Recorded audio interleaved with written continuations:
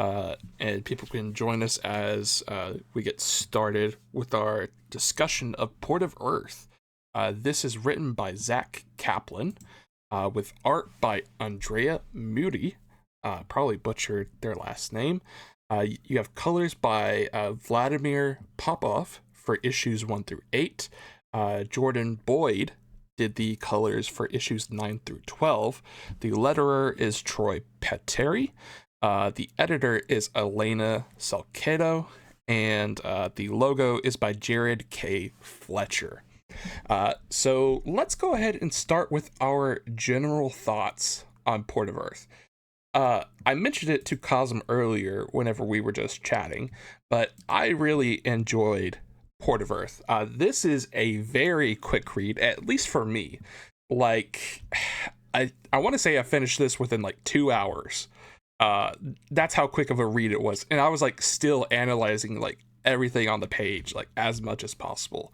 But the idea of aliens coming to Earth for a business deal rather than like your typical alien invasion, even though it starts to become that like towards the end, was really fascinating to me.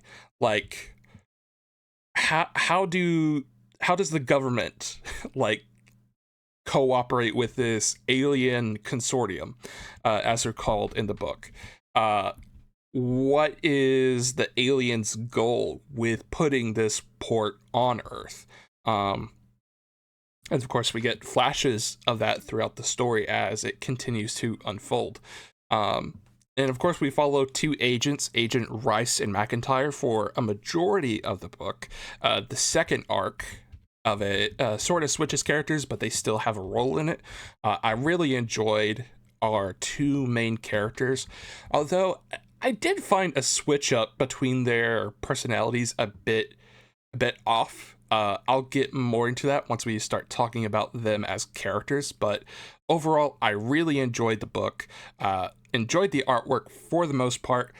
The artwork has like a very dirty, unclean, messy feeling, which I feel like really works for this sort of book, especially like right now on my second monitor, I'm looking at the page where the alien in the sewer is coming down from the ceiling, and Rice is looking up at the alien, and it's like that is such a great page and like such a great reveal.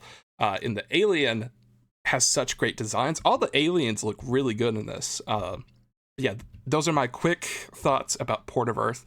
Carter, what did you think of Port of Earth? Yeah, I thought it was very interesting. I agree. The premise is the most intriguing part, which is why I recommended this. I think originally I saw Hmm. this story from an overview on Omar's channel. The deluxe edition kind of came out randomly a year or two ago, Hmm. which I kind of want to pick up now because I thought the story was very good.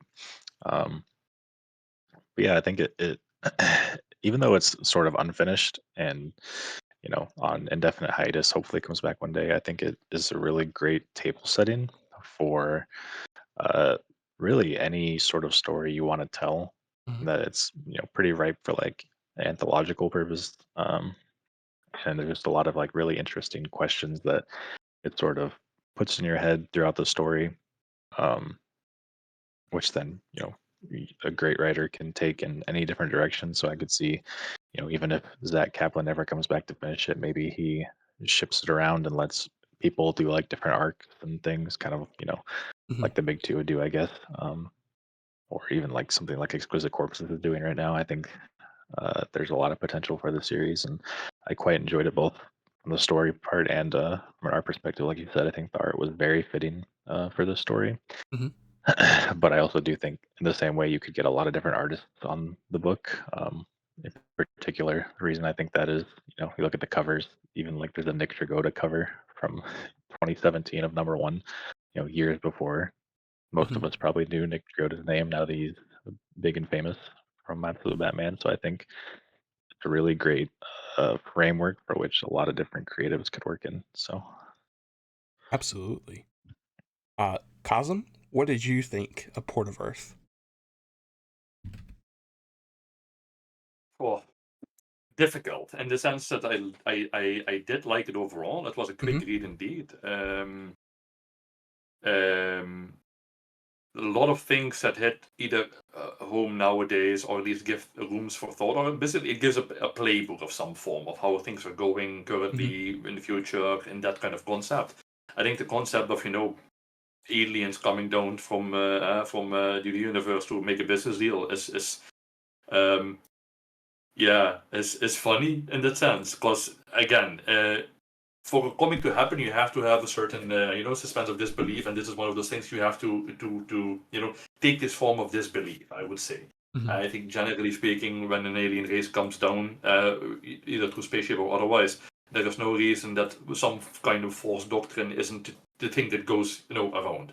Seeing Hmm. that survival throughout, assuming that everybody goes to starts on a planet, everybody has to survive to actually get to the evolutionary stage that we are at the moment are now. So with that in the back of your mind, that you're always trying to survive and thus conquer something else or something in the stars or whatever. The idea that at some point you get some giant conglomeration, yeah, sure, funny. And that's the idea that I kind of went with. It's like, yeah, it could be plausible. Had like a sort of a more Star Trek, but then business-like, Hmm. I guess. Uh, I think he made a connection here, like if Star Trek was Exxon or something like that, in that regard, or some equivalence was made somewhere in the beginning of the book. I believe when the aliens were all making deals with certain conglomerations and stuff, he did it on Earth. Hmm. So yeah, the idea that aliens would respect our sovereignty is I would say laughable, but still, for the contents of the comic, it's fine and dandy and stuff like that. However, as soon as I started going into the book more, I started feeling a sort of very nihilism creep up on me, and more in the sense of shit, yes, this is how it goes. In the sense of people are constantly gaslighting, the government is gaslighting you, lying to your Hmm. face. Everybody knows the truth to a certain degree. Everybody knows that there's something wrong, quote unquote, regardless of whatever spectrum you're on, left, right, middle, alien, pro alien, against, with the aliens, whatever your opinion is. You simply get the feeling that not everything is being told here, and to some degree in this comic, obviously, it is not either way. However, there is some form of, I suppose, um, hopelessness, I would say, in this regard. Because, Hmm. yeah, in that sense, they have to go along. Because what else? Indeed, if some form of force doctrine becomes apparent, yeah, you're not going to defend yourself against spaceships and, zappy alien guns. So yeah, I think it's one of those moments that you have to cope, I say. But yeah, Hmm. overall, the book was nice. I think the human drama intertwined into it was well balanced with the story. So it was more every issue, or at least as what I was reading it, you have like an interview that's taking place between the stages of governance and stuff like that, or at least executive branch that is giving the explanations on what is happening and how the rulership, and then the other half of the issue is generally done by going over Rice and McIntyre and or Mike, I believe whatever his name was, and then you see there how they survive and work in the system as an ESA agent, extraterrestrial something what. And Hmm. they go over the not the port itself, but the our police force around the port to keep aliens subjugated, or at least outside of the like try to keep them contained, which obviously doesn't fucking work. Hmm. So yeah, art wise wasn't my thing, but I seem to have that often. But again, nothing that I would knock it about too much. It simply isn't Hmm. my thing, but I still enjoyed for what it was. There were some very beautiful panels around and stuff like that. But yeah, yeah. Alrighty. Well, let's go ahead and dive into more in depth Report of Earth. And my next question is, what were some of the themes you noticed? The big one for me, and I think we can all talk about this to some certain extent, is capitalism. The idea of this alien consortium coming into Earth and wrecking parts of the world economy. On pages, I haven't pulled it up on my Kindle app, so I'm not sure what pages this would be exactly for the floppies, but this is page 59 and 60 of the Kindle app. But like we see, there's gas stations closing down because water is the new thing. It's the thing that everyone is chasing, or the big companies are chasing for this. We see that there's been job losses, people have been unemployed, unemployment is hitting like new heights, and there's been like 5 companies that have all been a part of this deal with the consortium that have all benefited from it. I think Exxon, the gasoline company, is like one of the ones named for it. We also see that windmills have been shut down because, again, water is the new thing. Water is not only being used for fuel in terms of like alien spaceships, but it's also being used on Earth. And you also see like these companies that have fallen to the wayside, like your coal, your natural gas, your oil, solar. They've been all given government subsidies because the government is still trying to like keep them from, I guess, rioting would be a way to put it, because if these companies fell to the wayside, there'd be even more economic collapse than there already has. So, and that's one of the major talking points between the news anchor and the main ESA representative for the first couple of issues, the first 8 issues, whenever they're doing that talk show bit, is just how much the aliens have affected Earth in this way. And this could be seen as big tech or whatever industries sort of rise to the top in our real life that take away jobs from your average person, I would say.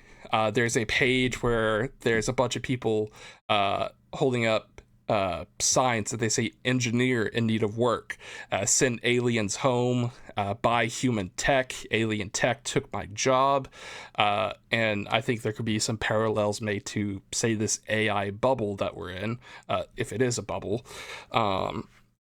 But yeah, it, to me, the major thoughts of just capitalism and like big corporations were just like hitting me over the head whenever I was reading this. So that's the major theme that I noticed. Cosm says in the chat, it is a bubble, but it will have a winner.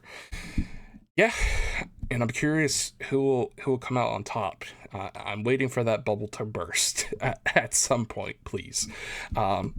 Anyways, that's the major theme that I noticed. Cosm, what were some of the themes that you noticed in this book? Yeah, the one who will win it is the one who first gets, how should I say this, spicy robots out. Those were the guys who will win. And that's all I'm going to say about it before we go into a deeper territory. Mm-hmm. On the other, raw capitalism bad. I think, yes, obviously that's, and I wouldn't even say it like, I sound a little bit sarcastic, but, everything is good until it isn't. And I think at the moment where we are now, you see, as well in real life as in things like this, at some point, there's always a goal and an idea of how things are supposed to work, and everybody knows, and again, I would say intrinsically, when things go bad, I guess. And at this point, things have gone bad. At the moment that, for instance, you can't get health insurance anymore, or it costs literally an arm and a leg or your life if you even want to get surgery. It's like, okay, what are we doing now at this point in time? On one hand, we want to save we say out loud, oh, but every life is important and we should save them all. And on one hand, yeah, but please pay me, otherwise we're going to die. So at one point it is like, okay, what the fuck are we doing? And especially with the big corporations, you only have to look at the certain senators who, if you look at our own world, how some of them go from just your average Joe, quote unquote, up until millionaires or even 100 millionaires. It's like, okay, again, eyes wide shut. Everybody knows it, but we are supposed to not say anything about it. Mhm. And I think that's the whole problem what you also see here. It breeds this sort of discontent, and everybody's being fleeced, and we all know it, and there's nothing that we can do about it, essentially, speaking. Because we don't have, quote unquote, yeah, you may have the guns, but you don't have the, realistically speaking, even if America, for instance, taking America as a focal point, Mhm. the story is also situated there. If tomorrow the United States will turn on its people, no amount of handguns or semi-automatic is going to stop America from indoctrinating or at least enslaving the people if they really want to. Mhm. I mean, it's funny to but we have to. You can't battle a tank with certain ammunition or weapons. So Mhm. again, that whole idea only goes so far. Again, and I'm saying this as a European, just for future Mhm. people who are hearing this. So yeah, and I think what you see when you read is like, yeah, shit, this is how it always goes. Huh? The corporations get the money, and they get to be on the cozy jobs, or at least the things that they do, and Mhm. simply out of they have the know-how or the connections. So as the comics also say, it's like, yeah, okay, but in the end of the idea, nothing. What throughout the book, what you see happening is that I don't see any monetary economic exchange happening. Normally, when you put a port of this size, poop, and you plop it down on Earth, you would Mhm. think beyond the technology that you get, like free power for everyone, which is, a good thing, I would say, in generally speaking. Mhm. But somewhere down the line, it means that everybody gets impoverished also. So it's like either the Earth, either the idea of, for example, universal basic income has never been purported, and thus eventually you will have a breakdown of society, and there's no other way around this phenomenon. At least some, or at least the idea of what is purpose in life if you can't or don't have to do anything anymore or any Mhm. longer in that sense. So it's like it's battling multiple things at once, and the only thing that I found strange is from it, like, yeah, okay, but people. It seems like a truth that is being maintained here, but nothing without the benefits beyond a particular set of um, technological, tidbits even. Because Mhm. at the end of the day, it seems to me that we have only had this sort of, water power stuff. But for the rest, we haven't gotten anything from that in that sense. Or at least the Mhm. deal was a shitty deal, I would say, in that sense. Yeah. Because sure, free power is a lot, but okay. And or I'm missing something, but that's the big thing that he said. That Mhm. was being, I guess, was happening. So yeah, for me, it was just a story about, again, increasing nihilism about the world in general, in the sense of this is how it goes. And when you go deeper into the book, you get the feeling like more is going on. And essentially, this is how it would go.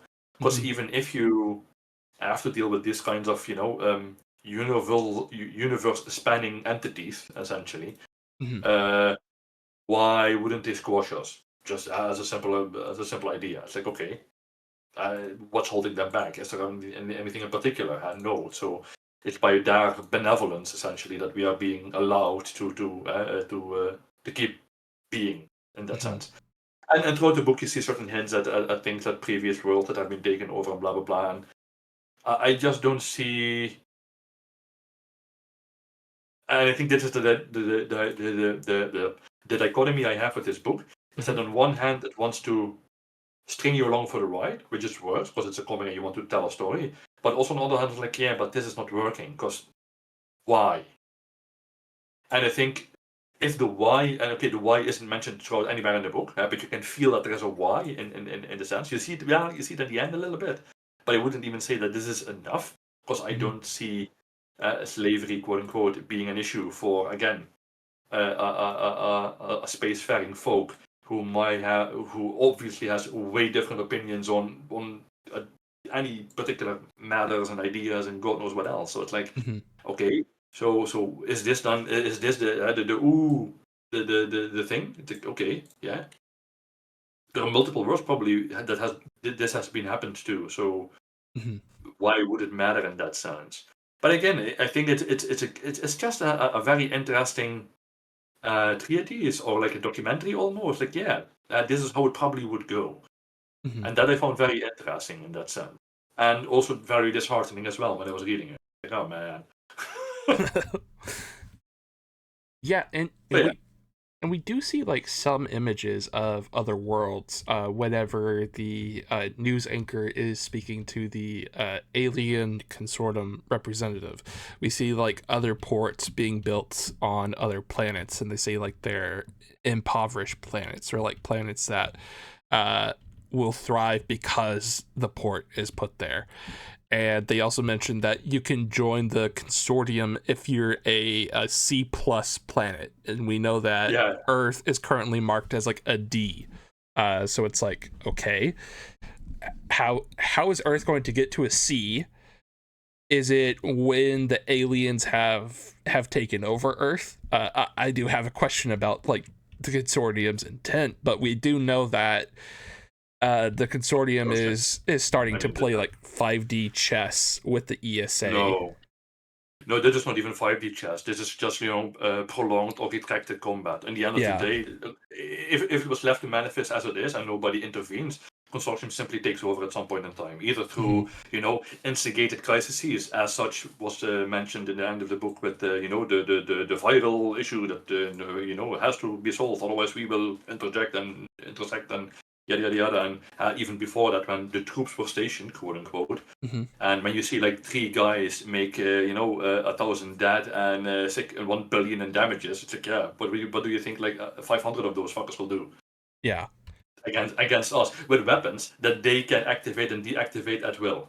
Mhm. Uh, Again, good luck. So, like I said, this is the dichotomy what I have. It's like I find it a very strange thing that what is the apprehension here? What is holding them back? And I Mhm. think, and again, for me, in the end, to make this book a great book or a mad book, I think that thing has to be answered. Again, we probably never know the answer because I think it's one of those questions that's very hard to find out any plausible idea. But Mhm. again, I think this is one of those moments that you really need to hammer that out well if you want to proceed with this thing for whatever it may be. Because otherwise, that's the crux of it. Because why wouldn't they have done this earlier, for example, or have rolled over us essentially? Yeah, it's almost like again, it's a play on the like alien invasion story. Normally we're like used to the alien mothership showing up at like Washington DC and like blowing up the White House or something, or like some crazy alien plot. Whereas this is more of a slow burn takeover. Like they're trying to slowly infest the earth, if you will, with their own people, with their own technology, to the point where humans just get used to it, I guess, and like don't put up a fight. Um, Well, not that alone, but I think in the eyes of adversity, again, if this is an enemy you can't even begin to comprehend or fight against. All the mhm, things that have happened with these aliens numerous times, it means a massive amount of bloodshed and death and that kind of stuff. So, people always, rah, rah, rah. But when you're standing there on a quote unquote forefront, then you probably know that you're going to be the first one to die. Everybody kind of subdues themselves. They're like, oh shit, yeah, let's not. mhm, I This is like District 9, but on a different level. And I like the twist on this idea. Again, the sort of business like Star Trek idea. And I believe there was a series in the 80s and 90s. When I was a child, I watched it. It was like a mothership came down and those people had to basically flee. And you then have to incorporate into the city. And it was kind of, the differences in races, like Conehead mhm, people kind of ish. I'm not sure if you probably don't even know what series I'm talking about, and I don't even remember the name of it. But it was one of those series that dealt with issues of discrimination and mhm. refugees essentially and that kind of stuff. Again, perhaps I'm probably going to look it up as soon as I shut the fuck up. But yeah, um, it has those kinds of feelings. But then Mhm. again, more business-like in that sense. Just ratchet it up to 11. Yeah, we'll get back to the consortium here in a minute. Carter, what were some of the themes that you noticed when you were reading this? Yeah, I think I have two. Um, Mhm. Try to remember them now that it's my turn. First one, I guess that I kind of was really thinking about was it reminds me a lot of like Assorted Crisis Events first issue, if you guys read that, where you know you listen to the Pal's review of it, they kind of talk about how it's very much reminiscent of like daily life today, right? Mm-hmm. Where, you look at your phone and you see just like the most horrible shit going on in the world, and you're like, okay, that sucks. And you just go on with your day, right? So that's kind of what this, like, the whole newscast framing feels like. Mm-hmm. This reporter is probing this shady government official about the unknowable things the aliens are doing to our planet, Mm-hmm. even on our shores, and you can't really do anything except just be like, hopefully it's not too bad, or like I can't control this, so why worry about it, Mm-hmm. So it's just that sort of like casual hopelessness that you kind of have to like live your life with, um, depending on your situation today. I think is very relatable to the average, at least in America. Maybe not in Cosmos part of the world, but over Mm-hmm. here sometimes it's pretty depressing. Um, so I think that's kind of the general feeling that it gave me. Mm-hmm. Also, sort of reminiscent of like I've been reading the Ultimates. That's also kind of a similar vibe there. Um, and then the other theme, I think you guys touched on a little bit of just like, you know, this is exactly how it would go.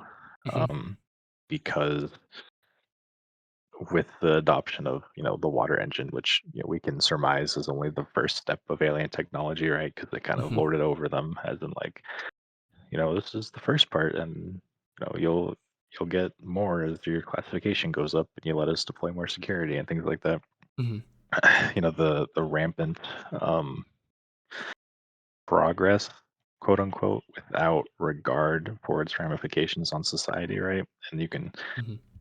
kind of tie that into capitalism and what for-profit companies will do to the world without really a second thought, as long as it makes the bottom line go up. Mm-hmm. But I think when they're showing those sections of people that are protesting because they're highly specialized and now they're out of a job all of a sudden, I think that's very prescient. Mm-hmm. Maybe applicable to the world today with the onset of generative AI diffusing uh, society as we know it to various levels of detriment. And it really makes you like consider what if that were to happen in real life. All of a sudden water engines happen. What does that do to society? What's the appropriate way to introduce that technology Mm-hmm. so that you don't just immediately collapse a quarter of the world's economy, right, and leave all these people out of a job? Mm-hmm. It makes you like really consider the fragility that a free market like that can have when you introduce some sort of like sweeping advancement and change, and you kind of see the flaws that are obviously there when you think about it, but maybe it's not apparent in your everyday life because giant leaps like that don't happen very often anymore. It's more like constant incremental change, Mm-hmm. as opposed to it's happened in society before, like steam engines and industrial revolution and stuff. We just weren't alive to experience that, so it's not really on the forefront of our mind. But Mm-hmm. yeah, that like insane change, and considering you know, what else could do that other than a water engine? They solved the energy crisis, but what happens when you, I don't know, solve some sort of like transportation, right? We have all of a sudden we have teleportation, and then that just Mm-hmm. crashes all the automotive industry, the airlines, and things like that. What kind of Mm-hmm. ramifications does that have on society? And how much more room all of a sudden do we have when we don't need streets? And just crazy technological ideas like that I found very intriguing. So Mm-hmm. Yeah, absolutely. Uh, Immediately I go to like what happens if the aliens like uh give us cures for all sickness and then suddenly the whole healthcare thing collapses. Like what happens to that whole side of the thing. And again, it just shows like how the aliens can like suddenly collapse entire industries as soon as they introduce something. Like we're showcased the energy side of things, like what else? Like we know that humanity hasn't been given like spaceships yet, and it seems like they don't travel space themselves. It seems like we're still very primitive, because we know that this is set in 2020, which is interesting given the second arc, which we'll get to here in a moment. But so I assume that we aren't at space travel yet. So what happens whenever the aliens do give us spacecraft and allow us, well, given what we know about the consortium, they probably wouldn't allow us to travel freely in space. But if they were, what would happen to that? Like, again, probably like you mentioned, we'd see the collapse of the automotive industry or the transportation industry once we did have spacecraft. So Well, go ahead. I would say on top of that though, you even have it to a certain degree, because they can help if they want to, as long as it's alien introduced, phenomena, or at least viral strains that infect humans. Mm-hmm. And throughout the book, at least at the end of the arc, what you can see is that this happens continuously. Obviously, because we are very fragile race in general, Mm-hmm. and unknown pathogens are generally not good for your health, at least as we can see in the book as well. But Mm-hmm. they are able to make this go away, if they want to, quote unquote, for the human race. So that seems to be that they already know a very high degree of inoculation, or at least way how we work. And what you can extrapolate from that is that for some obviously we are not compatible with space travel in that sense. At least we are not well with mixing with the other alien races, because they at the port has multiple biomes and everybody's quote unquote living together. Mm-hmm. But we, for various clear reasons, aren't capable of that. Now, it may be the case that the port of Earth, what is insinuated is being done, that they introduce pathogens to us in that sense to try to destabilize the government, blah blah blah, and then seize control through that end. Mm-hmm. But yeah, but it seems to me that they already have enough capabilities to essentially save us, and then quote unquote gobble us up in the Grand Collective, if you want to name it that. And then we could be able to disperse amongst their people and get a little pod on Starport 84, where we can now live our lives out. And if you want to join the conglomerate and travel through the stars with them, while we wave their flag around, obviously, because otherwise we are not allowed to, it seems. And again, why that isn't the case, that's the big hiccup for me with the book in general. It's like, okay, but why is this a thing? Yeah, and we probably won't get an answer to that until like the show comes out, or if we It's get not that. coming out. Yeah, I have a question about that. We'll get to it later. Yeah, sure. Yeah. Anyways, my next question is, what did you think of ESA agents Rice and McIntyre? So they are basically the main two characters of this book. Of course, we switch characters, like main characters, for the second arc of the book, but they take up a majority of Port of Earth, as we've read. I found both characters to be interesting. Like, they both provide opposing sides of the thoughts in terms of aliens. So, like, early on, McIntyre is like very against aliens. He's like ready to go guns blazing against this alien assassin that they're chasing through the sewers, whereas Rice is more reserved. He's more like protocol focused, and we learn that's because he knows what the weight of like killing something takes, or like the deal that what it does to your mind afterwards, because we do know that he killed his abusive father with a aluminum baseball bat, which was rough to hear. I'm glad that we didn't see that, because that would have made it even more rough to see it actually happen. But we know that he's killed someone, so he knows the cost that killing something will do to you. Whereas McIntyre, we know that he worked at his family's garage. The garage had like closed a year before he joined the ESA, or a year after, one of those.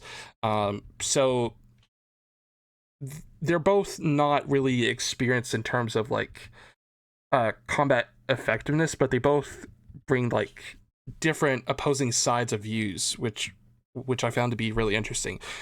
The thing that irked me was how they sort of flipped in terms of personalities like halfway through the first arc, where Rice becomes more like guns blazing, let's go get them aliens, whereas McIntyre becomes more reserved and protocol focused, and like it feels like they swap personalities all of a sudden. A part of me wishes that it was McIntyre's partner who had died, so that it fuels him even more to go after the aliens, and that Rice continues to be that level-headed character, because the sudden change in Rice, like, it's both understandable, but then the sudden change in McIntyre as well, like, throws me for a loop, if you will. Like, it doesn't feel natural to me, at least. But I do enjoy both characters. They're both really fun to see working together. Despite my like complaints about the personality changes, I still think they're really fun characters to see interact with one another. And I'm curious, again, if the series ever continues, I'm curious to see how their relationship continues to unfold, because we know at the last issue, Rice had shot McIntyre, although I think it was probably like they're working together, and so let's make this look real, like we had a real fight, and so you're just going to shoot me, and I'll take it, or whatever. So I'm curious to see if we do get more, how their relationship continues to unfold. Carter, what did you think of Rice and McIntyre? To be honest, I don't really have that much to say about their characters because I think I was more lost in the overall big picture stuff and the whole all the stuff we talked about before, basically the big ramifications for society and Mm-hmm, the aliens' hidden agendas. So I really didn't focus too much on their characters. mm-hmm, Um, and that's maybe the sort of thing that I would hone in a little bit more on a reread now that I've sort of like internalized everything that's going on. mm-hmm. Um, and I honestly couldn't tell you which guys were named which. What was it? One guy had black hair, one guy had blonde hair, or something like Yeah. that, and I don't know the difference between either one of them. Um, but I did think, their characterizations were compelling in the first half, Mm-hmm, where one guy is sort of the kind of guy you don't want to be a cop, where he's like just super gung ho and like ready to kill someone if they step out of line, yeah. and the other guy is kind of he wants to do his job and he wants to be a good person, and he's kind of got like a wife that he's going back to, or girlfriend he wants to propose to, whatever. Mm-hmm, And that's a bit of a cliche in buddy cop dramas, but mm-hmm, I thought it was done well enough, especially when paired with the whole aliens thing. That's usually, I feel like I've seen that in movies before, like I don't know what's that Netflix movie, R.I.P.D. or something like that. mm-hmm. Yeah, it's not Netflix, but you get the point. That dynamic has probably been done a lot of times, and I think that's probably because it works very well. Um, One of them turning sort of rebel revolutionary, I Mm-hmm. think is an interesting direction to take the series, because I kind of figured it would just be them doing cop stuff forever, basically, but it doesn't seem to go that way. So I'm kind of disappointed we didn't get more, and to see, like you said, they're probably working together eventually, and maybe they also turn that one new character, the woman, I can't remember her name either, but Mm-hmm. that kind of bringing a third angle into it and seeing her perspective on the world. So yeah, that's probably about all I have to say on that matter. Yeah, and you're making me think of another point with the second arc. Like, Rice, the guy with the black hair, is suddenly like pro alien. Like, he Yep. that was an awkward change. Like, how much time has passed? Like, has there been a year? Like, has he learned about like what's happened to other planets, and then he suddenly changed back to being level-headed and pro alien? it's such a weird change, but I'm also here for it at the same time. Like, I don't know. I'm interested to see how the relationship and how the characters continue to evolve, even though some parts of it don't make sense. Um, Cosm, it sounds like Yeah. you have some thoughts on the characters. What did you think of Rice and McIntyre? Ham-fist is bullshit, but in a good sense, I have to say. It's always smart when you have a go-home guy who shoots almost every alien, or at least wants to shoot every alien, and you make the captain's decision to send your documentary droids on with this particular fellow, because you will at least get entertaining content out of it. Mm-hmm. At least that's how somebody would say it of a marketing department. But holy shit, yeah, no, you wouldn't, these would be the two guys you sent on to shoot footage for, I would say. Beyond that, McIntyre is indeed, the really obnoxious to the degree that I was like, really, dude, you would have been kicked off the force, and I think it would have been more grounded to just temper this character a little bit, at least make it a little bit more reasonable. He can have a tragic backstory that an alien something did to his family, and it happened to a certain degree. His family went out of business, or his family business went out of business, or something that had something to do with it.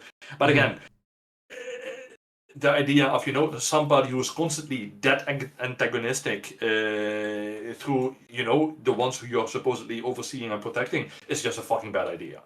But again, the comic has to happen, and again, there are certain leeways. But I would have seen this character better if it would have been more grounded. He can have those feelings, but a little bit more tempered and constrained by the regulations that he is working in. And the other guy would still be the good guy, but you have a little bit more level-headed bounce back between the two. That's the first idea. The second is generally when the flip happens. Indeed, it is a flip, and again, I can guess why somebody is like, fuck it, let's go. But what I would expect then to happen is that McIntyre would enforce that behavior, because this is the behavior he has been advocating for all the fucking while. No, what happens is all of a sudden McIntyre is the voice of reason. Okay, again, for the purposes of the story, sure, this works and you gloss over it, but when you're breaking it down in this kind of way, it kind of falls apart, I have to say, in all honesty. Again, he gets to be the reasonable guy and goes along to essentially, quote unquote, killing somebody. And even with the knowledge, because even in their own, it is broken up. I will give him that. But again, he does shoot somebody who is unarmed, and well, unarmed is a big word. He can make some form of fucking energy sphere and blow shit up. So is he even unharmed, quote unquote? That was a thing as well. Either way, I think the flip is just after trauma. I can see this happening, but it's just that the characters around it act strangely, and then to see it later on flip again. It's like, okay, sure, you can do this, but you have to, do something in between. And it doesn't happen in this book, so you can't judge it. You have to judge it on what it is. So I can't say like, yeah, but the next issue would have explained this probably, sure. But you don't see the flip happening. So why is he from, oh my god, they killed my girlfriend, I need to kill all aliens too. Oh no, I need to save all the aliens. They're kind of the good guys, at least some of them are, and we now have to, it's like, what the fuck? It just goes a little bit all over the place. And it's one of those moments that I think, again, could have been handled better, I think, or at least, and again, I'm not sure how many issues constraint he has or has had. If he had to, bolt it or make it smaller in that sense. So yeah, the other character, I forgot his name. The guy who was in the beginning, the guy with the glasses, I guess is the ESA like leader, if you will. Yeah, that guy. I find him a very interesting character, and you see him. You get to. He is essentially the face of the organization and also the spokesperson for the organization, and he goes through his own arc alongside it, which which I found a very interesting thing to do throughout the book, because at some point, it's a little bit, what this book sometimes gives me that feeling of. It's like X-Files, where previous characters that are seemingly, in on the thing, are also the ones that are fighting against the thing. Be it a corporate conspiracy or some secret thing that blah blah blah. That kind of idea. That's what that character essentially does and gives, and works his system in a sense that he can, try to guide or shepherd whatever is going on in the best thing that he can think of in that sense. If it's good or bad, that's for discussion. But again, he's trying again in his sense doing the best. So yeah, I think overall the characters are good. It's just that it's so forced, so flippy, and it just it detracts a little bit, especially because you're dealing with serious matters. I mean, you have such a clear gung ho guy. It's like, man, really, do we need to go this trope? Of all things. So yeah, yeah. I think that's the only thing that I can say. But again, is it detracting of the book? Yes and no. Again, it could have been better, but yeah, not to the degree that it's unreadable or anything. Far from it.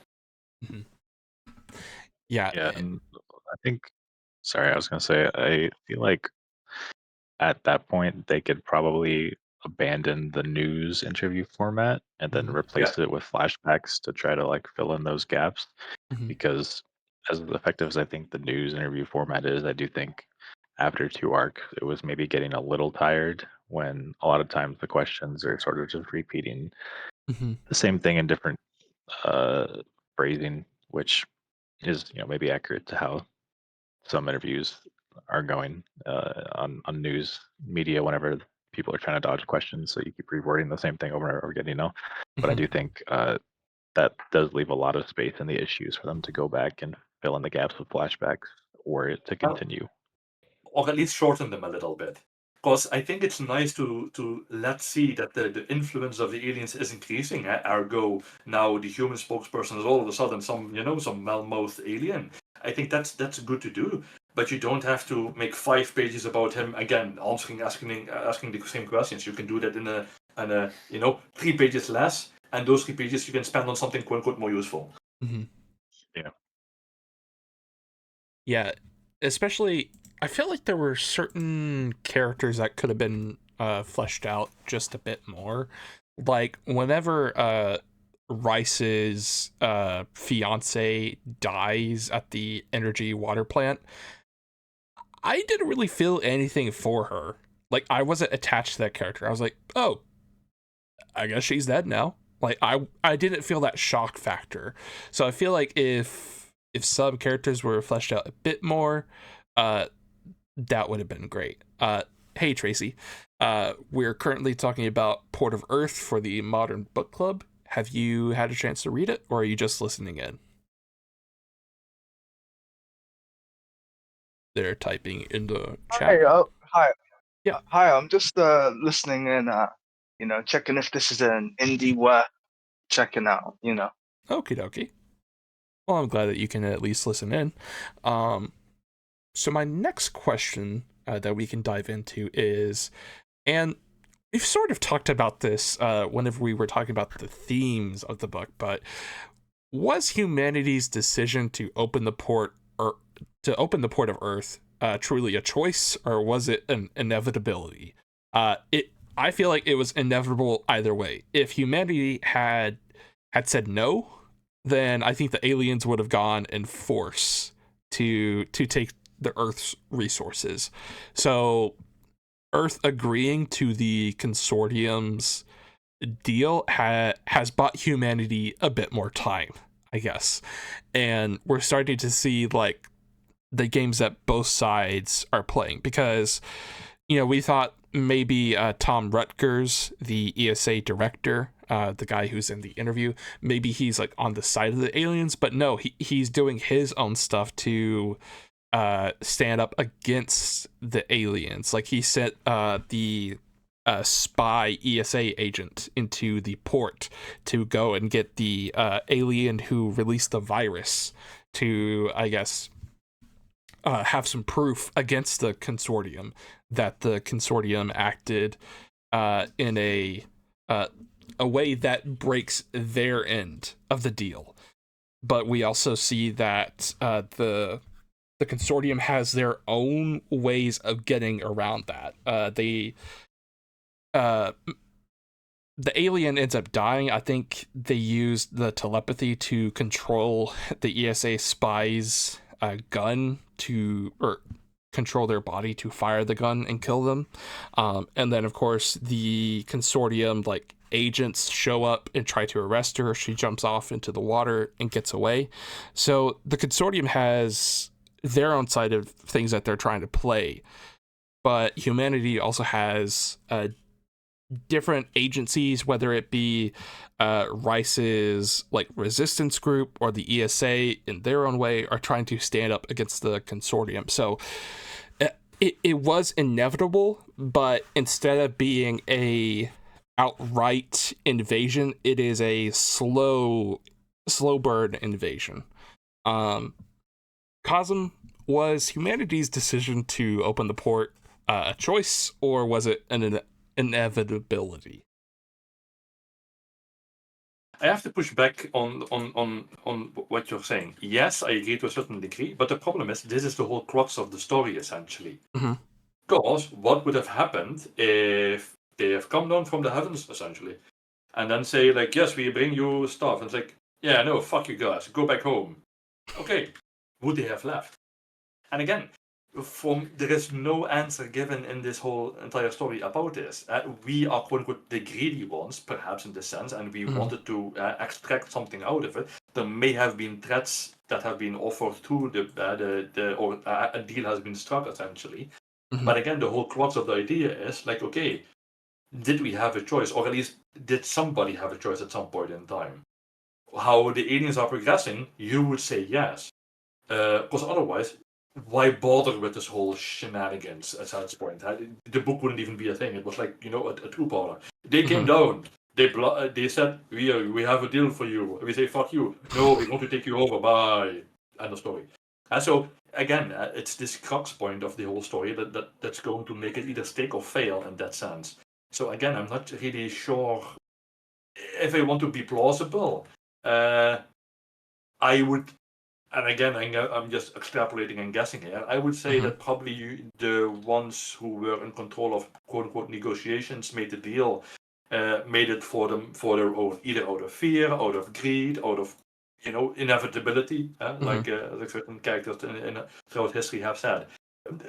All three of them are applicable, probably, but plausible is something else entirely, especially when the aliens have been shown to act in a different way than we generally would have anticipated them acting.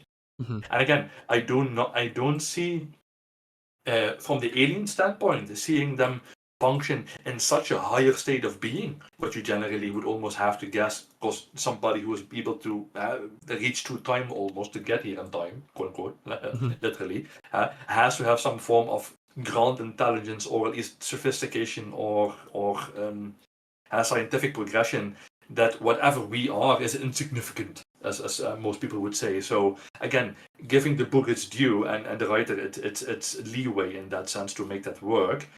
Yeah, what is the thing here? Why would they stop at simply, hey, we need your water, bro? Okay, that's about it. At least it seems so. And it's okay. And the aliens themselves also seem the ones that, quote unquote, go out of control, or at least it seems so. You would almost say, and this is a hypothetical that went through my head when I was reading the book, is, are these aliens fleeing through our port on Earth to get away from the conglomeration? Because why would the aliens not adhere to the instructions that they are given? That makes no sense. You land here, you port, you do your sabbatical while you refuel, and then fuck off. No, instead, they go from the ship, stray about town, and destroy people out of stuff, and you always see them try to communicate, but obviously most people cannot communicate with aliens for obvious reasons. They have a different language system, or even a different means of vibration, music, whatever the fuck it goes on. So it may be even the case that the aliens want to flee from the conglomerate, or whatever, the consortium, I mean, and they try to use our port to do it in, and these had tried to go away. Again, I'm not sure that's just a hypothetical, but it just seemed to me like, why? Why would this be a thing? There is no conducive reason. Because the people would only be getting more and more angry. So Mhm. maybe that's the idea behind the aliens. I just get the people so upset that they will go against us, break this quote unquote magnificent deal, and that gives them leeway to usurp us or control us or enslave us or whatever the thing is. Mhm. So it's just a very difficult thing to argue from, for, or against, or in between. Because again, it is the crux of the story, and Mhm. yeah, we don't and probably never know. So yeah, I will just so I'm just more dabbling in hypotheses, and I would say in general that it isn't. My straight up answer would probably it is inevitable, because whatever Mhm. these beings' ideas are, will something that will be enforced. At least the story tells it it's going to be enforced in some way, either through internal strife, machinations, whatever they can do to destabilize Earth in that sense. And how far the consortium is engrossed in that is up for debate, but we all know it's the truth essentially. But yeah, it's a very hard. Yeah, it's probably the most guessing game of the book, and obviously for good reason. Mhm. Yeah, and going back to your point about like the aliens maybe trying to escape the consortium by going to Earth, we know that the consortium has very little control, or like a very low amount of control compared to other planets. It's a D-level planet, but we also see on the opening page of chapter 5, not the opening page but the third page of chapter 5, there's an alien who like kills a farmer, and afterwards it's asking for asylum. Asylum, yes. So there could be a world where it's trying to escape the consortium, it's asking for asylum, but then why did it kill the farmer? Did the farmer have like a gun and try to shoot the alien, or I mean, what would you do if you go out on a stroll at midnight and you see a tentacled alien that does this, and you say, "Hello, good sir, what can I do for you?" Mhm. Or do you probably shoot it? Generally speaking, especially with the fear and indoctrination that has already happened that aliens kill people. Mhm. What would be the logical outcome? You probably shoot it first and ask questions later, and Yeah. probably this happened. And even when you go further into it, the crux at the end of it, the whole arc is when the people, the enslaved aliens, are essentially seeking also asylum in that sense, or at least Mhm. fleeing from the consortium, and why they are so important to the story. Well, again, we never know, but they are so important to some degree, and are quote unquote refugees in that sense from the consortium. So again, it just double downs on that sort of idea. Mhm. Why the aliens do it, I don't know, but it just seems a theme that keeps going back and back and back, and I'm not sure, Mhm. at some point, if you see two red flags, or at least two yellow flags, maybe it becomes a red at some point. Hmm. I'm not sure. Zach Kaplan, please come back to the series to give us some answers. I need more of this. It's been since 2019, which again we'll talk about here in a moment. But Carter, uh, was the decision to open the port like a choice, or was it always inevitable? Like Cosm said, I think in a metatextual sense, yeah, of course it's necessary. But in universe, I think it is an interesting question. Um, I do think that maybe a story point that, like I said, if this was some kind of anthological thing, it would be interesting that maybe there's a little story arc where they tell the story of a planet which didn't accept the port, right? Mm-hmm. And then maybe we see the aliens like continue to visit until like eventually they're convinced, or like you know sort of how they do in this book, that they sort of force themselves where they're very forceful, like, oh, let us station our people here, let us do this, let us take over security. Mm-hmm. um, I think it's more likely that that's sort of how they're used to just throwing their weight around and being like, look, we can solve your problems, just let us do what we want. Mm-hmm. And eventually they'll acquiesce, right? And it's one of those things where, if they're not ready to acquiesce, let's create a scenario where you're going to have to eventually acquiesce, right? Mm-hmm. So I do think it is inevitable, um, but maybe not. I don't think it would be so obvious in that they would launch a military invasion. I think it's Hmm. one of those sort of more surreptitious spy things where like, oh, I'm going to secretly let this alien escape so that I have to provide you the medicine, and then Hmm. if you want the medicine, you're going to have to give me something that I want. And they're sort of used to wheeling and dealing, right? I think something Cosm mentioned earlier, Star Trek, and I kind of think of like the Ferengi in Star Yeah, Trek. yeah. So that's kind of what I imagine these guys are a lot of like, and Hmm. they're gonna create the most advantageous situation to their own business practices, no matter what it takes. Hmm. Yeah, and then you mentioned the alien spreading the disease, which brings me to my next question. We got to see two story arcs within the issues that we've gotten. Which one was your favorite and why? For me, it's easily the first arc. Just because I felt like the second arc could have used like another issue or two to really like play up the tension. Uh, I felt like it was quickly resolved because it was. The second arc was only 4 issues, and so I felt like there could have been just a bit more tension in terms of the story there. So I really enjoyed the first arc, especially getting to know Rice and McIntyre, what makes them tick, what is their partnership like in this.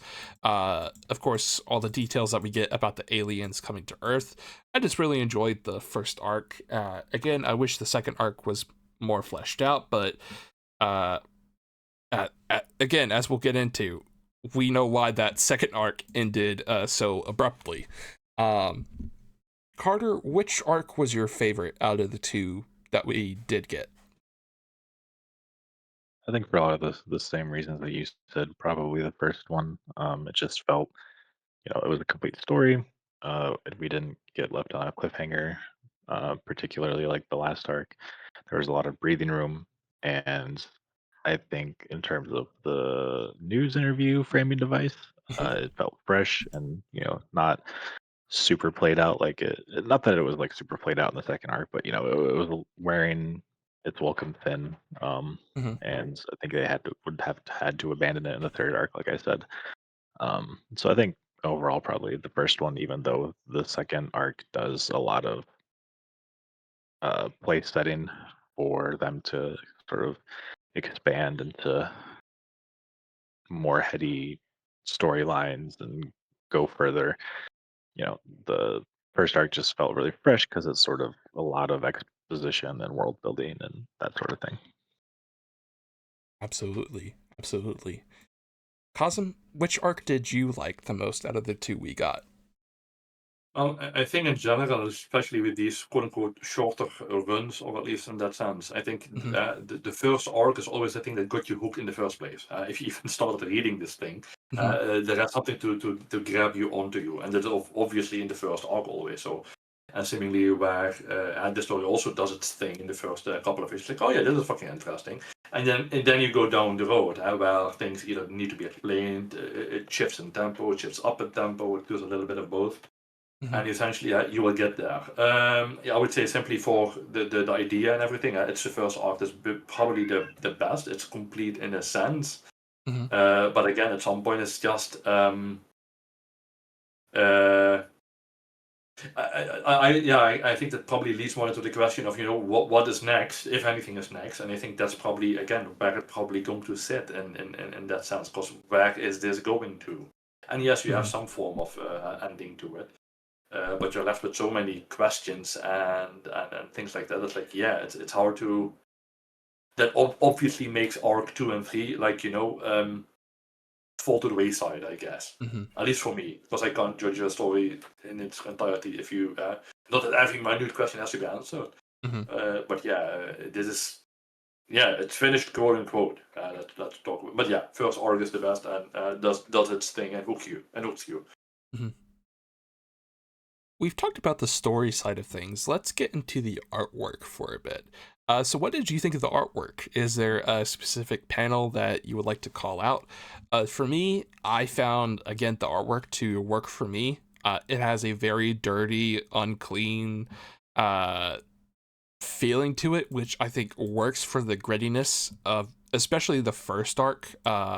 Whenever we're dealing like with assassins trying to kill the consortium, kill or stop the consortium's water engine to try to help humanity. It seems like there were some sort of resistance fighters, which was very interesting to see. I love the alien designs. I think it works very well. Uh, Nothing really to say about the colors. I think the colors are fine for the first issue. Like nothing mind blowing, but nothing that I need to like uh rag on. I guess it works. It's solid coloring. Um, the coloring for the second arc is fine as well. Didn't really notice too much of a change for the second arc. I didn't even know we had switched colorist until that point.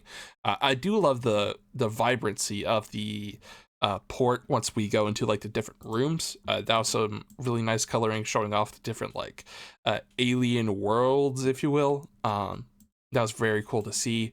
So the art works for me, but it seems like it didn't work for you, Cosm. What did you think of the artwork?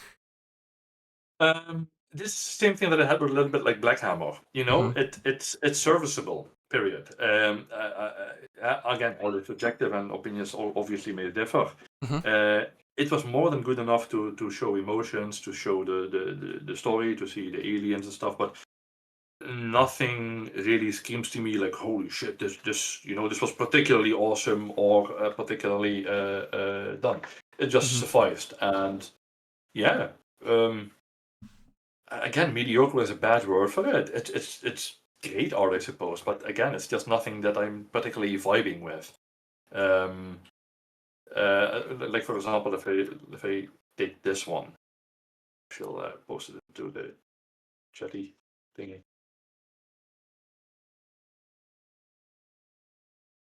When I scroll it out, it's just when I look at the alien from this particular, it's a whole splash page, and it's like, yeah, just a mess.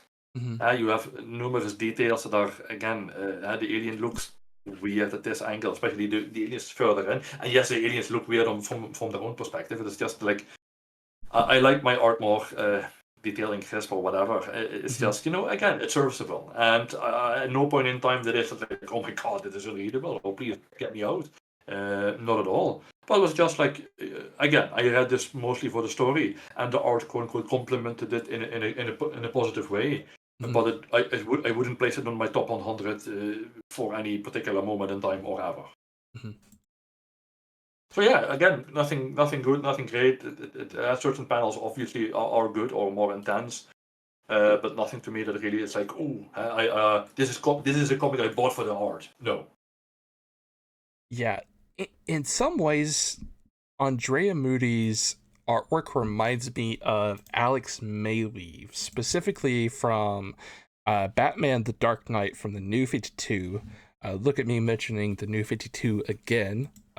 The official, the official New 52 Glazer of the Discord. But there was an arc or a volume where Alex Mayleave took over the art duties for Batman: The Dark Knight, and it was specifically for a Clayface arc. And I'm somewhat reminded of just the dirty feelings or like the unclean grittiness of Mayleave's art from that arc.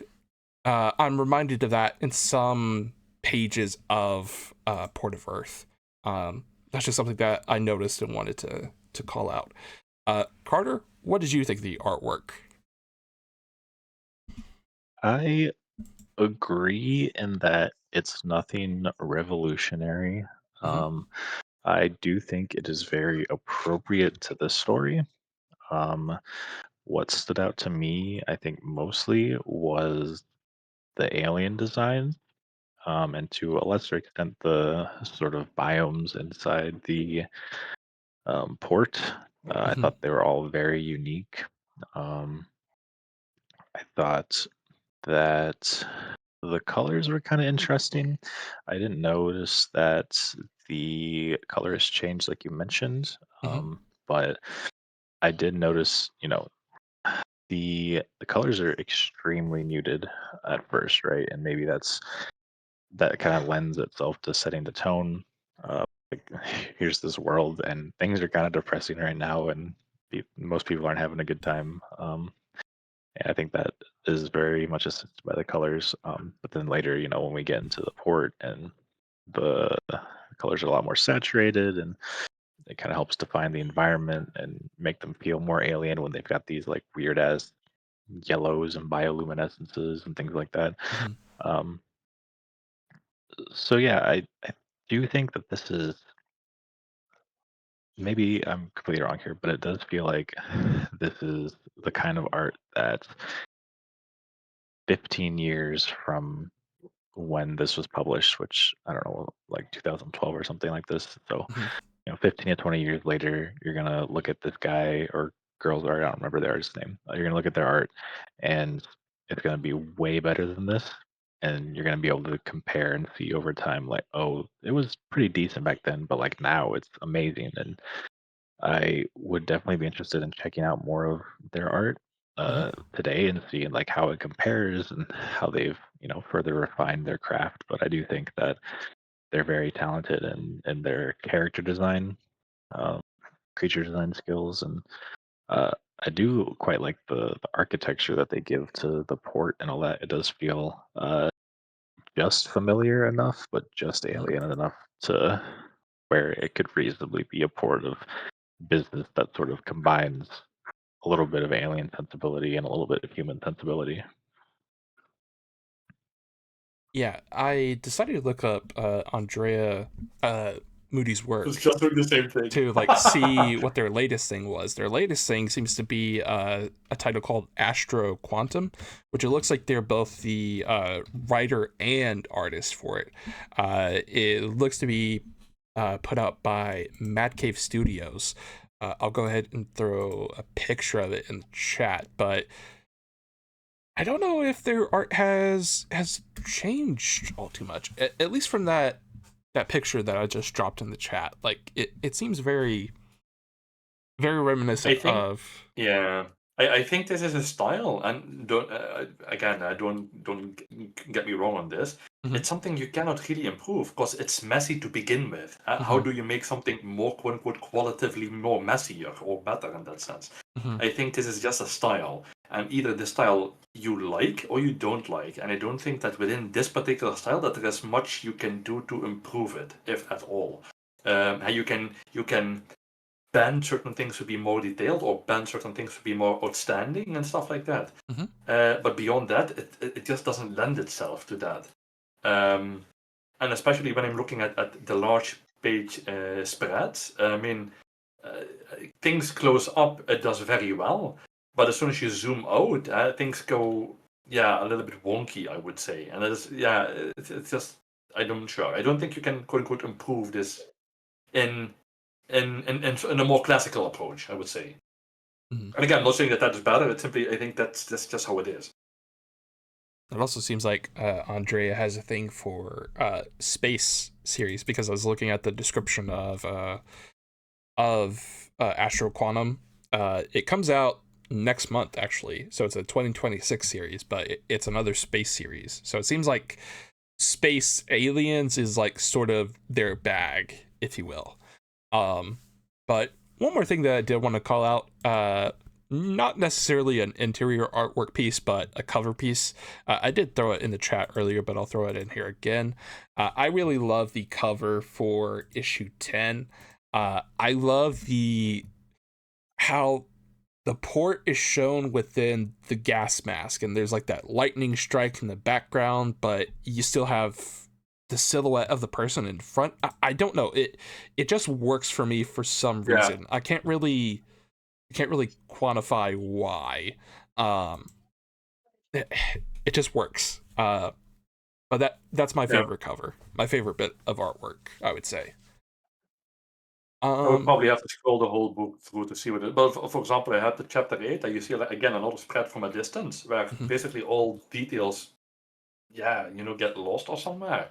And mhm, while you have a close up of mostly interacting beings, mhm, they are crisp, they are clean, they are nice, they are neat, they function in that sense. And I find it weird that for a larger spread piece, even when you have enough room and quietness in the scene, it kind of gets, again, too muddied for me in that sense, too loose, even with the alien designs. But again, it's just a taste thing. Absolutely. So going back to the publication of the series, my next question is, Port of Earth has been on indefinite hiatus since the TV show was announced in 2019. For reference, the last issue of Port of Earth released on July 17th, 2019. How do you feel about that? I am disappointed, I would say. I want more of this. This is, unfortunately, one of the downsides of indie comics. I love indie comics. I love that creators are able to sell their ideas to companies and, go get that bag. Get the money that you need to support your family. I totally understand that. But there's also a part of me that's like, don't forget where your fan base is. Like, you've gotten this TV deal, but your comics fans, the fans that push the series to its popularity, they have been thrown a bowl in a while. They haven't been fed for 5 years now, for 5 or 6 years. So I'm disappointed. I want more Port of Earth. It seems like, I know Carter shared a Reddit post where someone was asking like what happened to Port of Earth, and Zach Kaplan said they want to do more of it. That was back in 2022, so that was almost 4 years ago. So, and I haven't heard anything about the Port of Earth show since it was announced, so I think it might be dead in the water, so to speak. So I want more. It just doesn't seem like we're gonna get more, and unfortunately, this happens in the indie comic space more times than I would like, I guess. Those are my thoughts on it. Cosm, how do you feel about Port of Earth being on indefinite hiatus since 2019, basically? Yeah, you kind of not. Yeah, this is a problem with indie comics, essentially. I like to call this, kickstarting the idea. People, especially, I would say this is probably more of a problem around 10 years ago when Netflix came into in its primary existence. The COVID money was flying around, everybody was chained to the desk and their PC and everything else, and to the TV. So content has to be made, and thus a lot of options and probably ideas were taken and then launched. However, this is a natural thing that generally happens back in those days, and now everything is dead and dying, and everything has fallen to the wayside. I mean, you are talking about a sci-fi series that has a lot of different aliens and special sci-fi effects. This is not a cheap endeavor to make. This is not going to be made unless it's called Star Trek, Star Wars, or anything else in that regard. So yeah, good luck with that. Especially since sci-fi is already so expensive to make at all.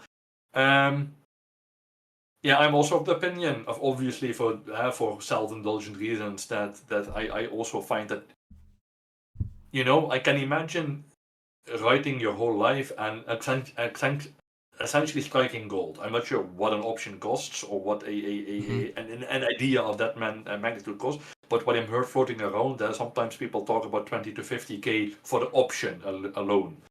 20 to 50k is not, it is a lot, but it's not, I'm going to lie on my nuts, amount of money. And what I think happened, and again, I'm just guesstimating here, is that at some point in time, this series was probably not making its due, and found a quote-unquote natural ending, as they like to call it, because it also did look it up, and that's what they called it. It was a natural, it's not cancelled, it was an ending of it at the moment. Sure, dude. And it's like, yeah, I think that simply the series petered out. He got an option, which is essentially is to bag out of the money in that sense. You exit the frame. and goes on to the next thing. No, I don't know Zach Kaplan himself, obviously, and I don't know what he's been doing since that idea, but I assume that he is making other stuff, from what I can see on his portfolio. Kill All Immortals, Breakout, Masterminds, The Midnight Shadows, Metal Society. Eclipse was before that even, I think. So yeah, or during that same era. So yeah, the guy has been busy, and it seems to me that for whatever reason, Port of Earth is not on the list. And again, I can only say that it's probably due to sales. And with the, I need to hear the first time that somebody who takes interest in my project, that the first thing that they do is, okay, I stop immediately writing for it. Like, Nani? Nani the fuck? What? Why? What series that comes out of Hollywood or this movie has the same fucking script as that a comic has ever had? I can maybe name like 10 of them. And the rest is just, wait a second, I thought I was looking at this. Yeah, it wasn't the same. No, I wanted to do my own thing with it. I just wanted the universe, essentially. Okay, that's generally what happens in Hollywood. So him stopping this series and the idea of, oh, but the series is going to be made of it, makes no fucking sense. Because even again, the writer who's going to write the show, which is obviously not him, I can still do anything he wants with the show. So again, I think it's just and again, this is not a negative idea in the sense of, oh, he needs to work on it, because if it's not fiscally viable, then who am I to say you have to finish this shit? So yeah, I simply think that that's the case. It wasn't at the tail end. It petered out. He left it on the cliffhanger. It probably didn't generate enough sales. It is very expensive to do and make. So yeah, it petered out. And I think this is the biggest problem what you have with indies is that they sometimes, you have a good idea initially to generate sales, and then to maintain that that is the problem, because you have a very few amount of quote unquote comic readers, and not readers in the large sense. If you need to divide your attention between the big two and Image and Dark Horse and Boom and God knows what else, is Port of Earth really that good that it is going to be picked up every month? I guess we all know the answer to that one particularly. So yeah, I think that's simply how it went. And is it a shame? Yes. Would I like an ending? Sure. Maybe he will revisit it at some point in time, but even then, it's like this series has been gone, forgotten in that sense. Do you really? I mean, even Saga has issues getting a comeback. What are we talking about? We are talking about Port of Earth. I'm sorry, it's not going to happen unless he simply does it out of. He simply makes the last 6 or 7 issues out of his own quote unquote pocket, and simply does it to make an ending of it.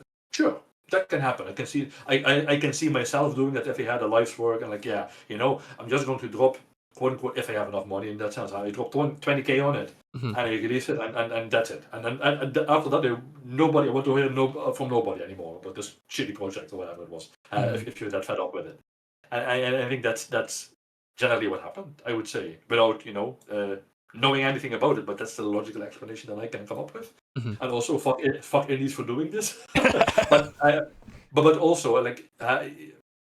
I can imagine, this is the playground of ideas, and sometimes ideas rise to the top, and sometimes they do initially, and then they don't, and then it's over, and you would like to have an ending on it, and yeah, that's not going to happen because it's just so expensive to do.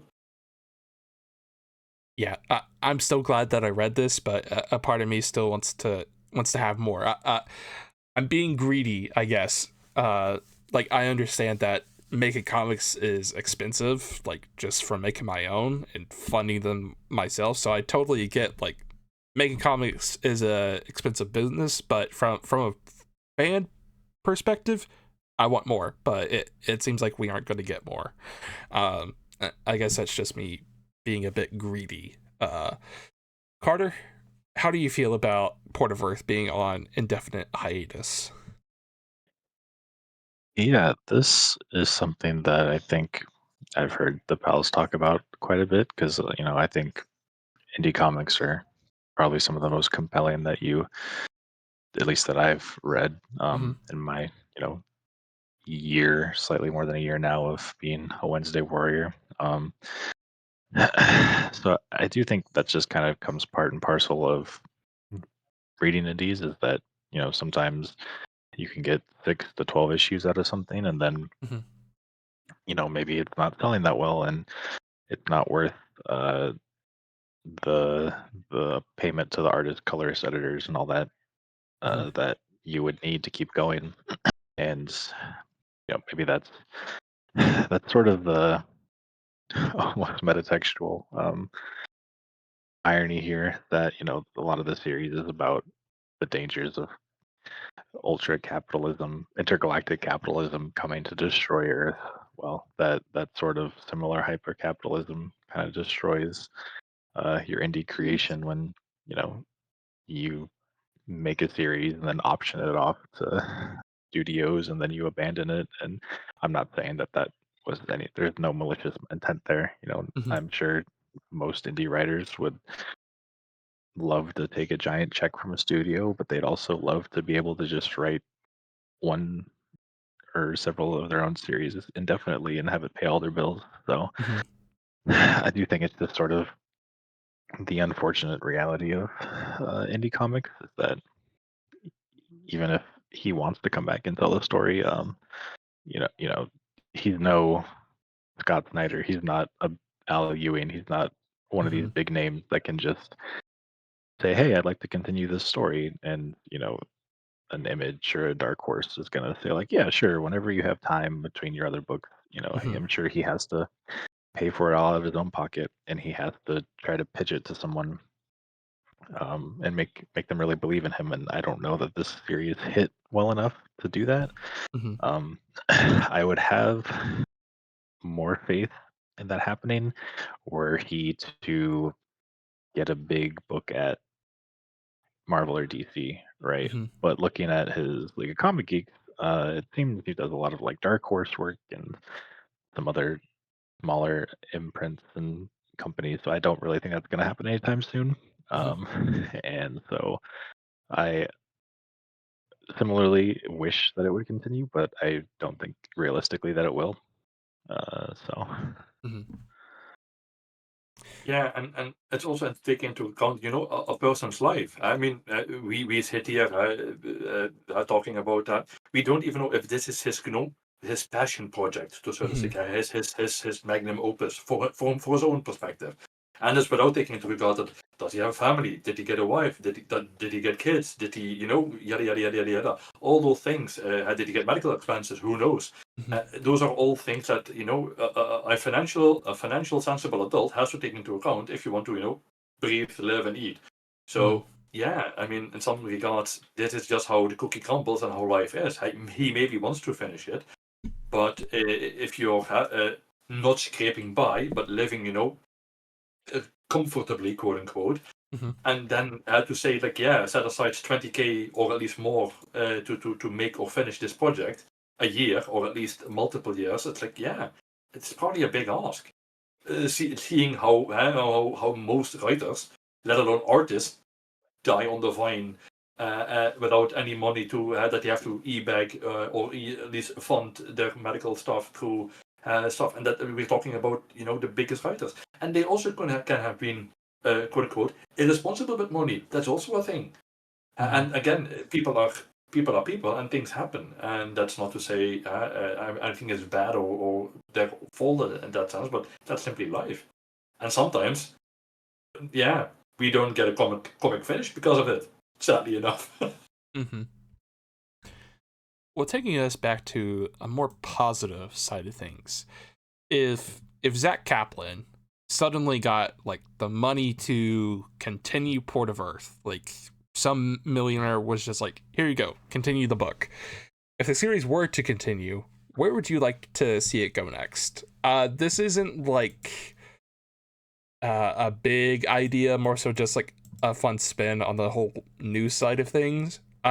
It'd be, I'd have some fun seeing like alien news anchor interviewing a human this time around, because we've seen a human interview another human, we've seen a human interview an alien.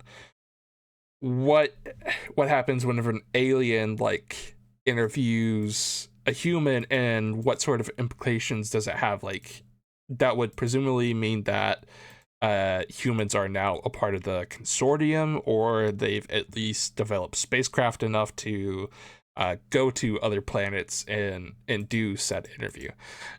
Just a fun idea that I thought of. I don't think it's actually going to happen. If anything, it seems like we're going to get a story, or we would continue to see McIntyre and the ESA spy work together to see, or at least stop the consortium's plans, and prove that they breached the contract between Earth and the consortium. Those are my thoughts. Cosm, if the series were to continue, where would you like to see it go next? Oh, yeah, I think probably for me, I don't really have an opinion on this, because not that I don't care, but I would, at this point, I would be happy to finish the story, period. And I don't necessarily matter for me how or what, as long as it makes sense. And I think, again, the biggest issue that he may have from a writer's perspective is the crux of the story. Again, why haven't the aliens just simply steamroll over us? And I think that's the only two things that I have finished, and the crux. I think if you finish those lines, essentially, I'm not sure how many issues you need for that. Perhaps like another 6, 7, or at least an arc at least, minimum. Because I think that this whole refugee stuff seemingly has been set up to topple the alien interposer government that they do slave trade, or that may be bad, or the scene is bad, or through the consortium, or against the consortium. I don't know. At least it seems to be set up in such a way. I'm not sure if it is. But yeah, I would simply would like that, and that's probably where it's at for me. Carter, if Port of Earth were to continue, where would you want to see it go next? Yeah, so like I mentioned before, I do think it's ripe for anthological storytelling. So there's literally infinite ways that you could take that. But I guess I'll frame it as questions that I want to see answered. And there's two main things that I kind of think in that realm. The first is the meaning of the sea, the levels that they have. And my first thought was, we were talking about this earlier. I was thinking, maybe the levels are relating to the technology. So like you give Earth the water to power conversion machine, and once that sends society into a little bit of chaos, and then once we figure out how to unfuck ourselves and return to business as usual, maybe that boosts you up a level, and it's like, oh, okay, this society is now like slightly more enlightened, and then it keeps going with new things and waiting for you to fix yourselves, and then you give you another piece. So I thought that was maybe an interesting way to sort of do a little exposition or explain the world, or sort of maybe they uncover the plans and how this goes, and then they have to expose to the world, like, yeah, we can reach this utopian level, but it's going to cost X millions of lives as we slowly descend into chaos and back above it over and over again.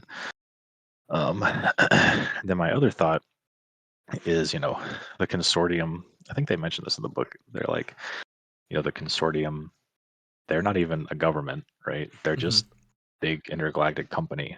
So where is the intergalactic government or governments? How does this consortium interact with those governments? What other companies are there that they're competing with? There's this entire sort of intergalactic power structure that they kind of hint at, but we actually have no idea what exists. And so that would be really interesting to see that further explored eventually.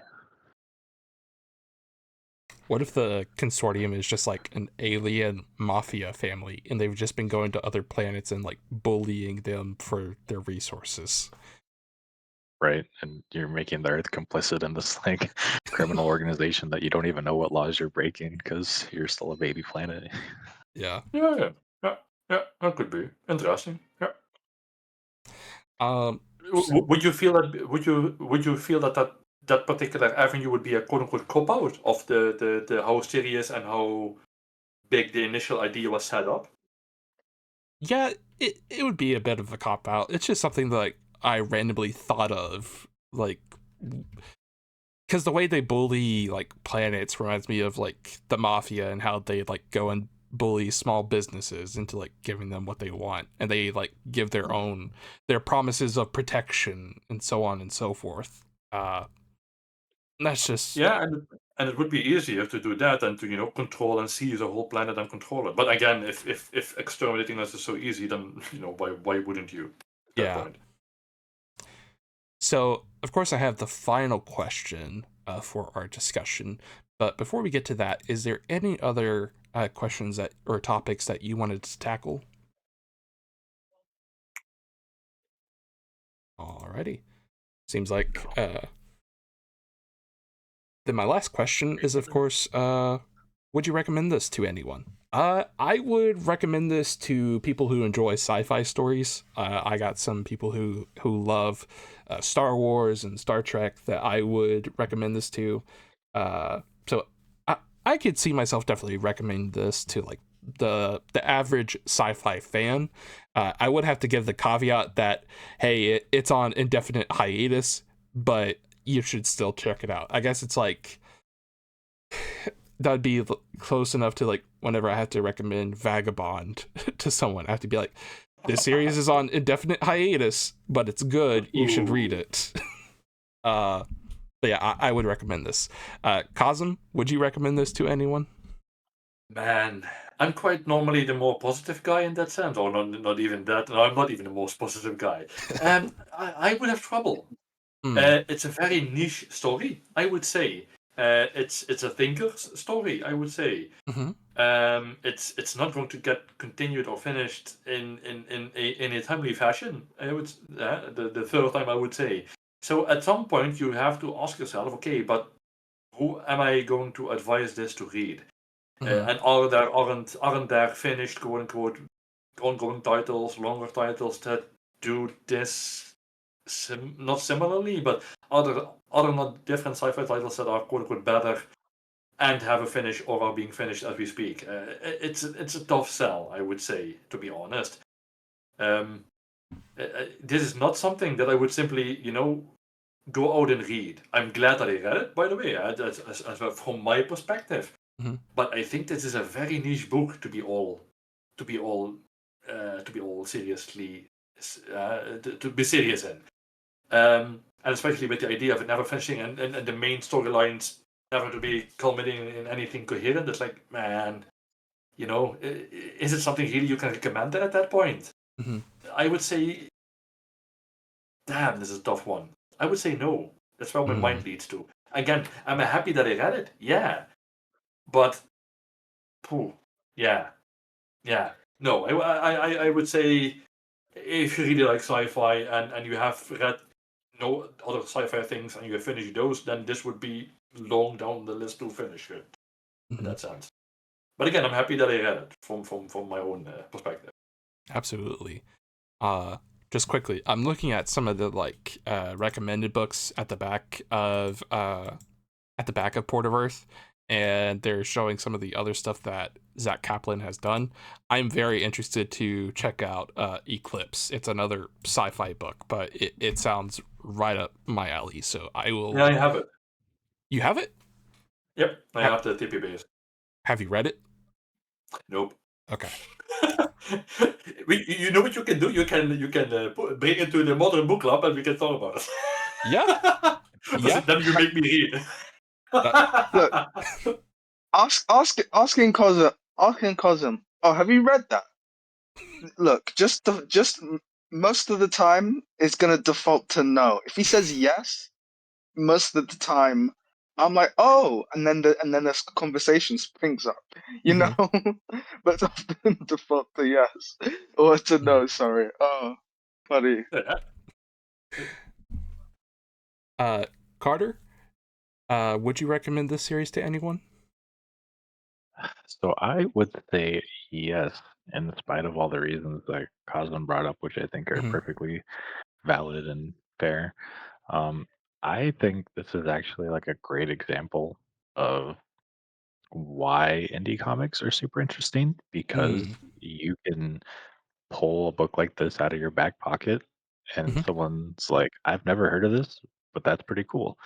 Like I think maybe it was Dan that said he was like, I've never heard of this, but that's a pretty interesting topic. And I think someone that's as well read and has been reading comics for decades, like a Dan or Hound or anyone like that, Mhm. being able to like bring up a book that they've never read that's indie and not super mainstream is pretty cool, especially when it's of decent quality, even if it's not finished. And I think in the modern comic landscape, with manga being so prevalent, name any great manga and there's a 50-50 chance it was never finished, right?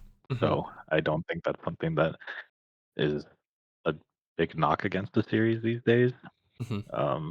To at least to like people my age or younger, right? The Gen Zs and Gen Alphas and things like that. So I do think I would generally recommend it to people that enjoy sci-fi. Yeah, now you got me thinking of all the manga that I've read that don't have endings yet, and I'm just like, I'm still waiting for that ending for Vagabond. Yeah, okay, but I'll ask you for come down from the heavens again. Or like, perhaps we can make Berserk happen before we die. Yeah. Would be preferable, but Isaac, you've listened into a majority of our conversation here. Have we sold you on Port of Earth? Is it something you're going to check out, or are you like, no, that's not for me? I mean, bits and pieces definitely do sound interesting, but I mean, like this is like a personal thing for me, at least when it comes to reading books.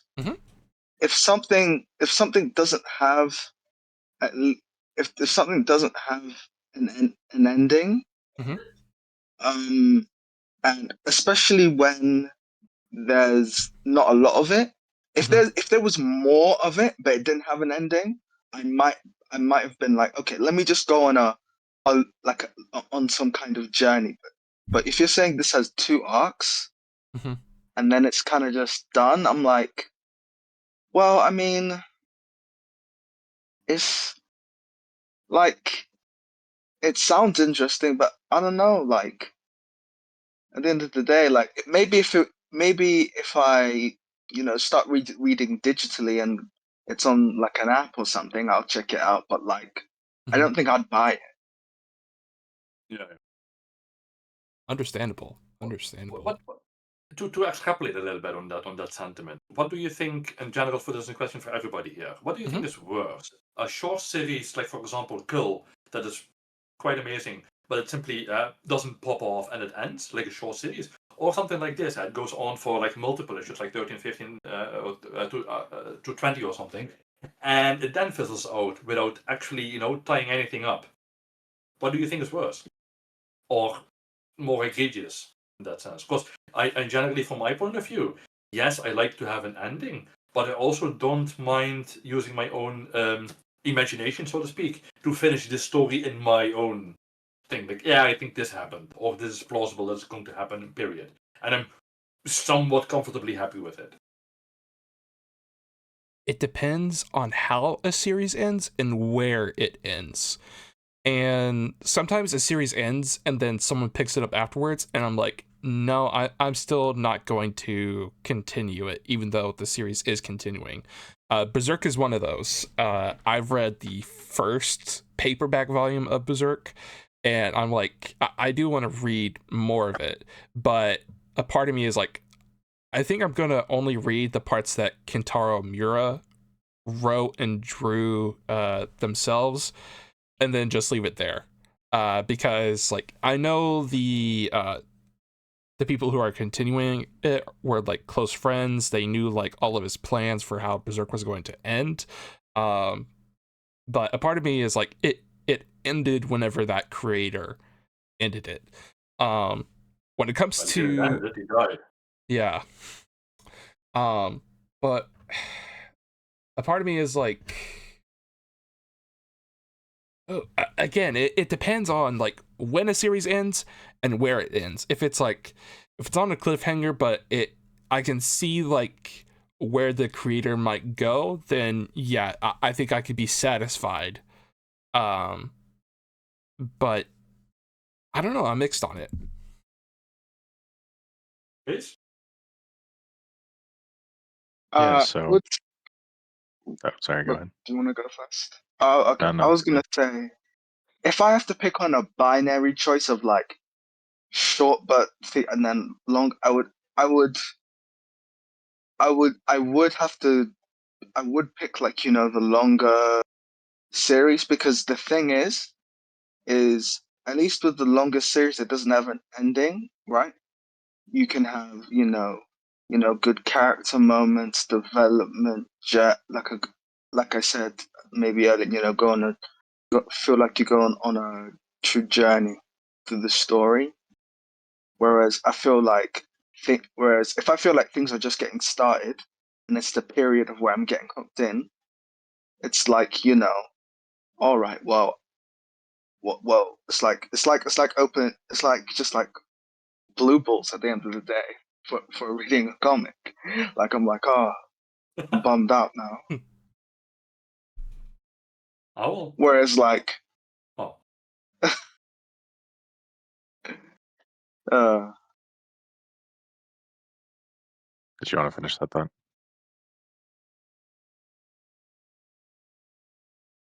Okay, yeah. I think my answer is also going to be it depends. I think. Did you say the coal cosm? Is that the one you brought up earlier? yeah, it was one that the panel setup was very good, and I to be honest, I went on the 7th season and I was reading it, was like, damn, this is actually quite fucking good. And I was trying to search in why it didn't continue. And I guess the art was very expensive to be made in the first place. So I think that has something to do with it. But it was like, man, it was a good premise. And then the only thing that I thought at that moment, glad it didn't end up with 15, 20 issues and it then died. Because then I would have been invested monetarily and imaginatively. And then to wrap it all up, I was like, man, you have a sunk cost fallacy in that point. So what is better? Like, early death or long protected, whatever. Yeah, that's an interesting comparison point because I also read the coal after that artist Mateus did a couple issues of Absolute Wonder Woman. I went and grabbed the coal from my local shop, and that is a series that I think highlights my preference because I think it did a lot of similar things to Port of Earth, and that it did a lot of world building and sort of framework setting up, and then completely dropped the ball on exploring anything. Um, and Yeah, I think that's yeah, a true shame, right? yep, And I yep. would much rather get another arc of the coal where we can kind of explore some of those ideas more than Yes. just shell out 20 $25 for 6 issues and then be like, that's it. Like, what, why did we do all this legwork to only get what Yeah, feels like half the story? So I think my preference usually is going to be a longer series that at least you gives you both the world building and then a little bit more, because I think Port of Earth does that, where the first arc is here's all the groundwork, and then arc two, even though it was not really finished, is sort of showing us where we could go from there. And I think that opens up a lot of theory crafting, which we've spent a lot of yeah, this book yeah. club doing. So my big takeaway from this, from part of the discussion I've heard, is just is at least for me, this is why it's kind of been harder for me to try it, because I've been trying to expand what I read, and it's been difficult for me Mm-hmm. to try and enter some the indie space. Like I've got some stuff on League of Comic Book Geeks that I've saved, and like I'm like, okay, these are some like good indies that I want to check out at some point. So I've made Mm-hmm. like a you know like a list or so, but but still, it's like sometimes I'm like, do I want to invest now? Do I want to because do I want to invest now before, and then you see what if this goes anywhere, if it tanks, or like, Mm-hmm. because if the concepts, they look interesting, and something that appeals to me, but I don't want to be, you know, spend my money and then get disappointed at, that it just gets I think cancelled. if you yeah, but if you run into that issue, I would advise simply to invest in either companions or backlog finished runs that are amazing. East of West is one that comes to mind quickly. I'm not sure there are many more. Letter 44 Compendium, for example, that is coming out recently. All those image compendiums that essentially have finished runs.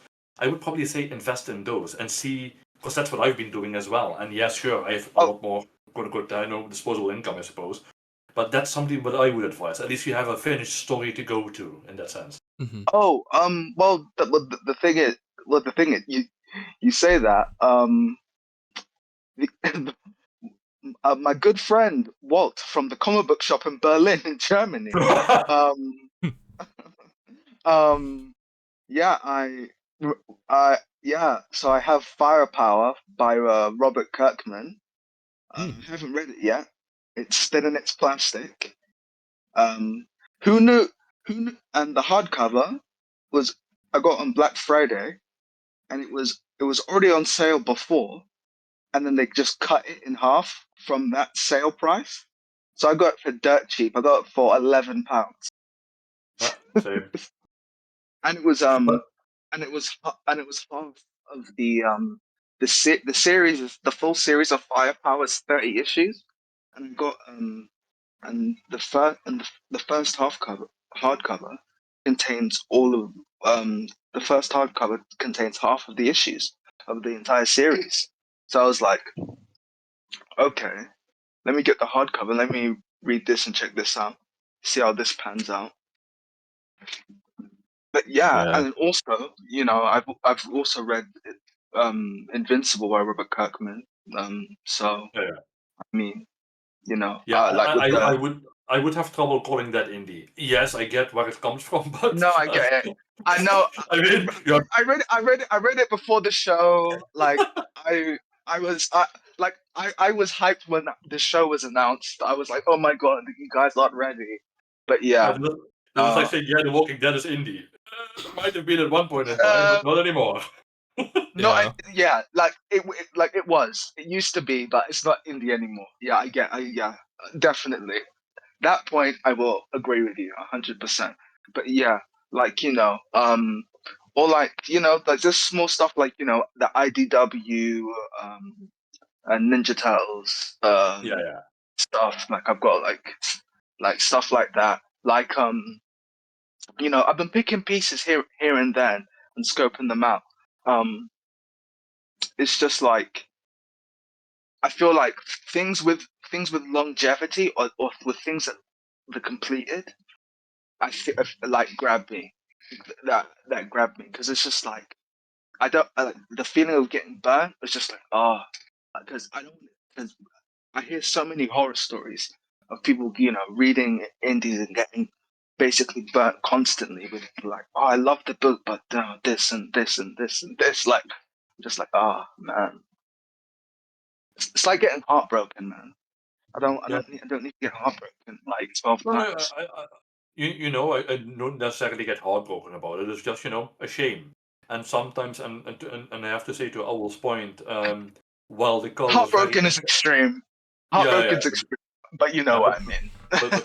but to Owl's point, if I had any criticism of Cull, it is that from what I noticed, at least I'm not sure if you have the same idea, Owl, is that it may either be issue 4 or 5 that it just chugs into hyperdrive. It seems to me that the book was quote unquote failing sales wise, and then everything was flung against the wall to make an upheaval and make it grand and bombastic and everything, and it kind of petered out, I suppose, and it then culminated in it being cancelled after all, or at least not going on.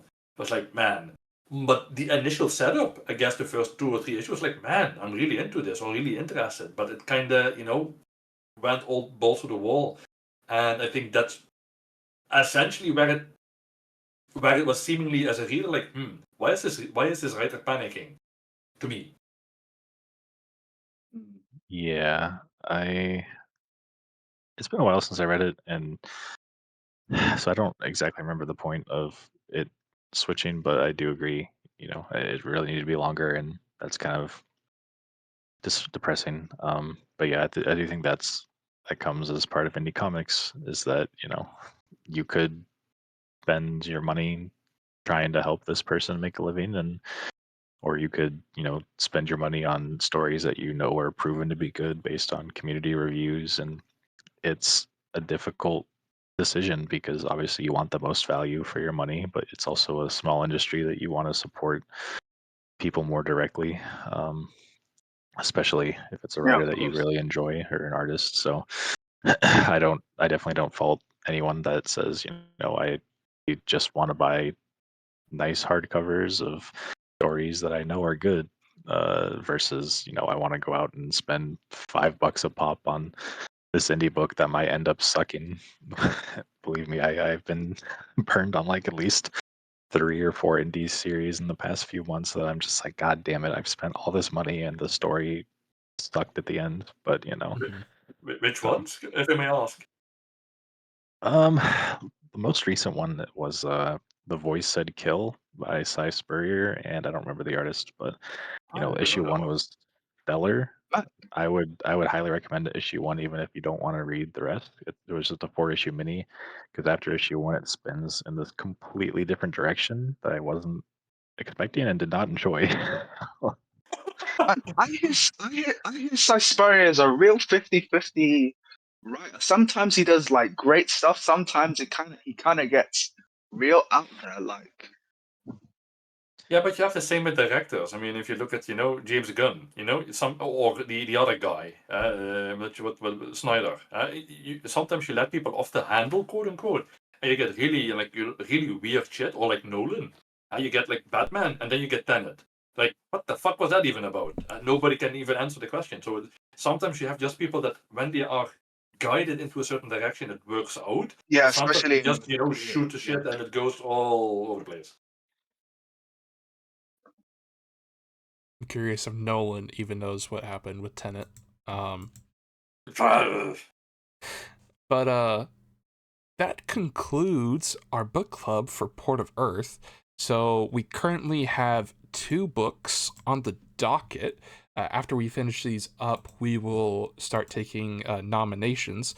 Currently, we have Midnight Suns, the 2022 series, and Batman the Knight, written by Chip Zdarsky. I will put up a poll shortly after this meeting is over. Is there any series that you're leaning to at the moment? I could go either way right now. I don't care. Yeah, I mean, I I was gonna say mean, I um, go. I You go haven't read first. Midnight Suns before. I've read Batman the Night before. I can tell you it's a good book. I mean, But looking at the two from a peripheral vantage point, I would say like probably the Night is better than Midnight Suns. But again, I'm just going by the cover at this point. Yeah, it's also like a bit longer. I'm looking at the dates right now. Uh, so usually the Sunday that we would do is the 28th, and that's whenever the pals have their Patreon call. So I mean, I don't mind waiting a little longer, especially if let's say one of the yeah, books is longer, then skipping around the holidays is probably fine. yeah, And because and like and because how much especially longer are because we talking about? it because Batman the Night is 10 issues. Oh, the next time that okay. we would meet, if we skip the 28th, would be the 11th. So January 11th. That'd be 4 weeks basically. Damn, Yeah. that's a lot. Trying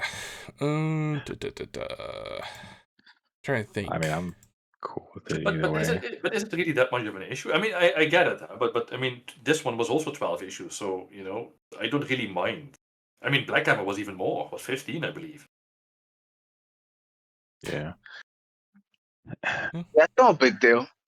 I I mean, mean, No, it becomes an issue when it's not a good book.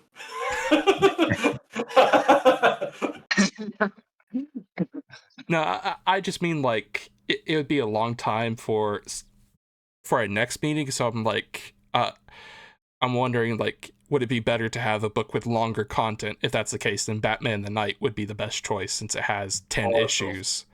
So we'd have more to discuss in that case. Whereas Midnight Suns is only 5 issues long. It was a miniseries for the video game, basically. So it's like the McDonald's treat that you get with the food. Basically. Just in comic form, then. Although, since you like to do all of the like background research, you would have a lot to read for Midnight Suns, because Midnight Suns started in the 90s. So you'd have to go to like Spirits of Vengeance back then.